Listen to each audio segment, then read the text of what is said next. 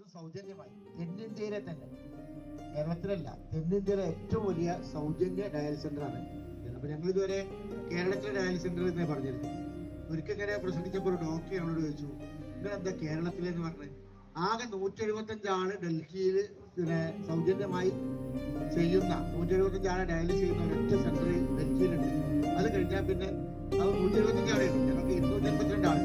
അപ്പൊ നിങ്ങൾ കേരളത്തിലെ എന്നല്ല പറയേണ്ടത്, നിങ്ങൾ ഇന്ത്യയിലെ തന്നെ ഏറ്റവും വലിയ സൗജന്യ ഡയാലിസിസ് സെന്റർ എന്നാണ് പറയേണ്ടതെന്ന് പറഞ്ഞു.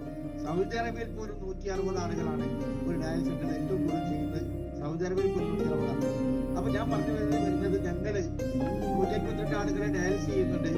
അതിനൊരു മാസത്തില് 42 ലക്ഷം റുപ്യ ഒരു മാസത്തിൽ ചെലവഴിക്കുന്നുണ്ട് എന്നൊക്കെ പറയുന്നതിനേക്കാൾ ഏറെ ഞങ്ങൾക്ക് പറയാൻ താല്പര്യം എന്താണെന്ന് വെച്ചാൽ, ഞങ്ങൾ ഇത്തരം ക്യാമ്പുകൾ, ഇത് 453ാമത്തെ ക്യാമ്പാണ് ഞങ്ങൾ